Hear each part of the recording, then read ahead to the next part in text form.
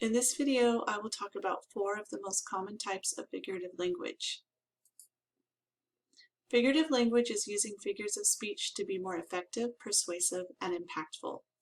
Figures of speech such as metaphors, similes, and allusions go beyond the literal meaning of words to give the readers new insights. On the other hand, alliterations, imageries, or onomatopoeias are figurative devices that appeal to the sense of the readers. Figurative language can appear in multiple forms with the use of different literary and rhetorical devices.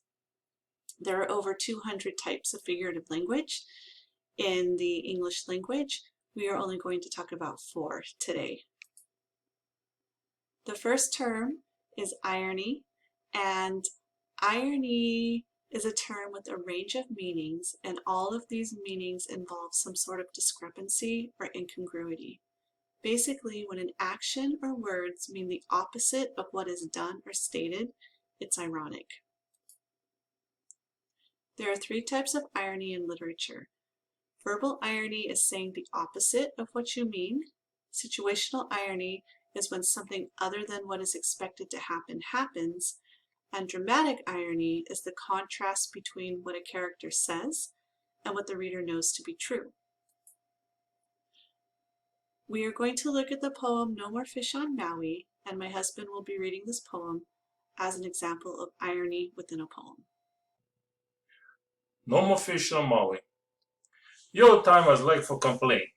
No more moi nowadays, no more papio, no more nothing. Kahalui haba polluted, so pelo no run anymore. My can't get too much tourists. A taco on, no coming in already. Oluwalu side. One by, after complaining, you guys go in the backyard for hibachi opihi and drink Miller Lite and reminisce. We used for fill up 840 quart coolers full of moi. Laying that down Big Beach. We used for pork stringers, full kumu, 4 to 5 pound kind. Diving outside Baldwin Park. And then you load up your 4-wheel drive Ford Broncos and head to your secret spot past Cowpaw with a rusty exhaust pipe, coughing and smoking through the ozone. You come back with 3 coolers Menpachi and a Veil and ask me for help you guys clean up. So I tell you guys, screw you and give you the finger. Yeah, right. No more this, no more that. No wonder. Clean your own freaking fish. And then you guys mother. God dang kids nowadays, no more respect. The irony in this poem is that the old-timers complaining about no more nothing these days caused the issues that they're complaining about, pollution and overfishing, but then they blame or complain the younger generation. We are going to talk about symbolism next, and in literature, a symbol is a literary symbol that has more or means more than what it is. It has layers of meanings. Whereas an image only has one meaning, a symbol has many meanings. To help you identify symbolism, look for names, look for the use of objects, and look for use of actions. These can be within a story.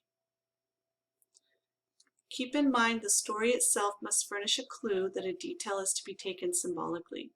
Symbols nearly always signal their existence by emphasis, repetition, or position. The meaning of a literary symbol must be established and supported by the entire context of the story. A symbol has its meaning inside, not outside of a story. To be called a symbol, an item must suggest a meaning different in kind from its literal meaning. So a symbol has a cluster of meanings. In this illustration, if we look at it in context, we see that it says, stop line 3, defend the sacred. In the context of this illustration, we can say that the eagle is a symbol of water protectors. And then if you know more about the importance of eagles within many native tribes. You can apply what you know to that as well. And then we can say that the black snake is a symbol for the pipeline. We're going to look at two examples of symbolism in two separate poems. Caged Bird. A free bird leaps on the back of the wind and floats downstream till the current ends, and dips his wing in the orange sun rays and dares to claim the sky. But a bird that stalks down his narrow cage can seldom see through his bars of rage. His wings are clipped and his feet are tied, so he opens his throat to sing. The caged bird sings with a fearful trill of things unknown but longed for still, and his tune is heard on the distant hill, for the caged bird sings of freedom. The free bird thinks of another breeze, and the trade winds soft through the sighing trees, and the fat worms waiting on a dawn-bright day, and he names the sky his own. But a caged bird stands on the grave of dreams, his shadow shouts on a nightmare scream, his wings are clipped and his feet are tied, so he opens his throat to sing. The caged bird sings with a fearful trill of things unknown but longed for still, and his tune is heard on the distant hill, for the caged bird sings of freedom. This poem by Maya Angelou is important for many reasons, and when we're talking about symbolism, Caged Bird is in the title of this poem. It is the title of the poem, so that's our first clue that the caged bird is important within this poem. It's also repeated throughout the entire poem, so we have repetition. Based on the context, the repetition, and the title of the poem, it's safe to say that the caged bird is a symbol of repressed people, and more specifically, African Americans who have been historically and systematically subjected to racism in the United States. The Negro Speaks of Rivers by Langston Hughes. I've known rivers ancient as the world and older than the flow of human blood in human veins. My soul has grown deep like the rivers. I bathed in the Euphrates when dawns were young. I built my hut near the Congo and it lulled me to sleep. I looked upon the Nile and raised the pyramids above it. I heard the singing of the Mississippi when Abe Lincoln went down to New Orleans, and I've seen its muddy bosom turn all golden in the sunset. I've known rivers, ancient dusky rivers. My soul has grown deep like rivers. In this poem, river or rivers is in the title, and rivers are repeated throughout the poem, so we have that repetition. In general, a river is symbolic of life and death. Water can bring both. And then we have 4 specific rivers that are all symbolic within themselves and in the context of this poem. The author of the poem was African American, and he wrote this poem before the Civil Rights Movement in the United States. So he's linking his African heritage to these different rivers in the poem: the Euphrates, the Congo, the Nile, and the Mississippi. I'll just use the Mississippi as one example. This river within the context of this poem is symbolic because the Mississippi River was used as the major slave trading route to take slaves from one area of the southern United States to the next. And New Orleans is symbolic within this poem too, because that was the major slave trading place during slavery. And then an example of a person being symbolic is Abraham Lincoln, who signed the Emancipation Proclamation ending slavery. We're going to look at metaphor next. And a metaphor is a figure of speech which makes an implicit, implied, or hidden comparison between two things that are unrelated but share some common characteristics. In other words, a resemblance of two contradictory or different objects is made based on a single or some common characteristics.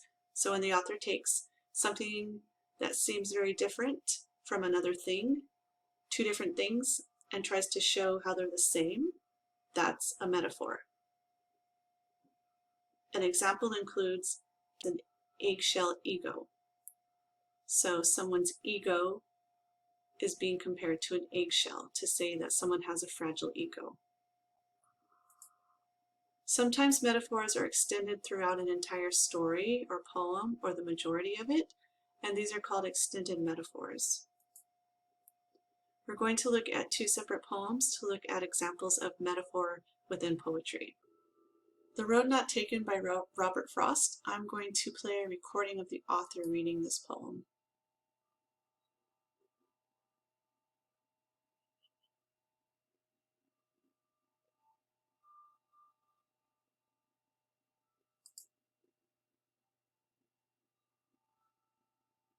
The Road Not Taken by Robert Frost. Two roads diverged in a yellow wood, and The sorry Road I could Not not Taken travel both and by be Robert one Frost. traveler. Long I Two stood roads and looked down one diverged as in a far as yellow I could wood, to where it bent in the and undergrowth. sorry I could not travel Then both and be took one the other, traveler. as just as Long fair, I stood and and having looked perhaps down the better one claim as far because as it I was could grassy to where and it wanted bent wear. in the undergrowth. Though as for that, Then the passing there took had the worn other them really about the as just same. as fair, And and both having that perhaps the morning better claim equally because it was lay in grassy leaves and wanted no wear. step had trodden Though or as blade. for that, the passing there had worn Oh, them I really kept the about the first same, for another and day. both that morning equally Yet, lay in knowing how leaves way no leads on to step way, had trodden I black. doubted if I should ever come back. Oh, I kept the first for I shall be another telling day. this with a sigh. Yet, Some knowing how ages, way ages leads on to hence, way, I two doubted roads if I should ever diverged in a come wood, back. and I shall be telling I this took the with a one less sigh traveled by, somewhere ages and ages and hence. that has made Two all roads the difference. diverged in a wood, and I... Within the context of this poem, The Road Not Taken is a metaphor. So the author comes to a fork in a path and has to choose which way to go. This is actually a metaphor for our life choices, and depending on the choice we make, we're going to have some kind of consequence, some kind of major life consequence in this poem. So that decision to take one path over the other is a metaphor for our life choices. Mother to Son by Langston Hughes. Well, son, I'll tell you, life for me ain't been no crystal stair. It's had tacks in it, and splinters, and boards torn up, and places with no carpet on the floor, bare. But all the time I's been a-climbing on and a-reaching landings and turning corners, and sometimes going in the dark where there ain't been no light. So, boy, don't you turn back. Don't you set down those steps, 'cause you find it's kinder hard. Don't you fall now, for I's still going, honey. I's still climbing, and life for me ain't been no crystal stair. In this poem, the rough staircase with tacks and splinters and torn up boards and no carpet, this is a metaphor for the challenges that we face in life. And then the message at the end, the mother's telling the son, even though you're going to face challenges, it's not going to be easy.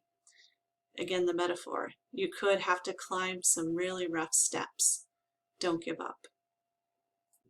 The last type of figurative language we're going to discuss in this video is simile. Simile, like a metaphor, makes a comparison to two unlike things, but with a simile, the comparison is made specifically using the words like or as. The water well was dry as a bone. She is cunning as a fox. So a well being made or compared to a bone, and a person being compared to a fox. We're going to look at two separate poems and see how similes are used within those poems. Harlem by Langston Hughes. What happens to a dream deferred? Does it dry up like a raisin in the sun, or fester like a sore and then run? Does it stink like rotten meat, or crust and sugar over like a syrupy sweet? Maybe it just sags like a heavy load. Or does it explode? In this poem, we have a series of similes making these comparisons to a dream deferred. So a dream that's always pushed off and never realized. And in the context of this poem, we look at the title and we know the author is Langston Hughes. And again, this is not when he originally wrote the poem. He wrote it before the Civil Rights Movement in the United States. The dream deferred is a symbol of freedom that has been deferred for African Americans in the United States due to segregation and racism. The last poem that we will listen to today is And Still I Rise by Maya Angelou. I'm going to play a video of her reciting her poem, and from there I invite you to look up the poem on your own, think about the use of similes and then how they contribute to the overall meaning of the poem, and then what that overall meaning is.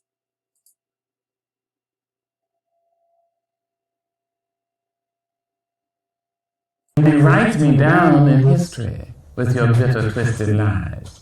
You may trod me in the very dirt, but still like dust, I rise. Does my sassiness upset you? Why are you beset with gloom? Just 'cause I walk as if I have oil wells pumping in my living room. Just like suns and like moons, with the certainty of tides, just like hope springing high. Still I rise. Did you want to see me broken?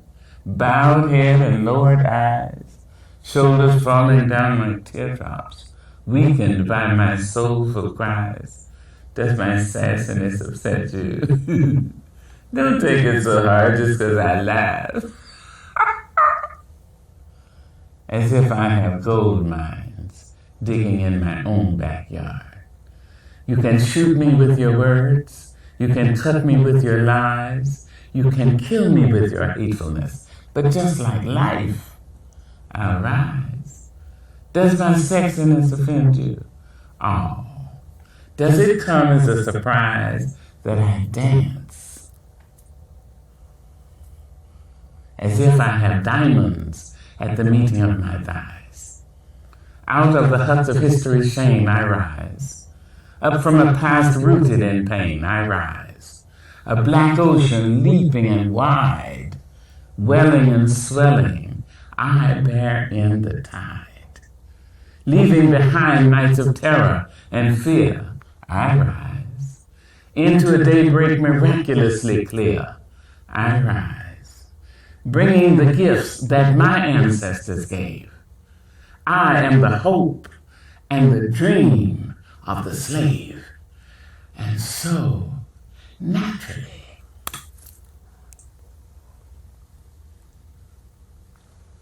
there I go rising.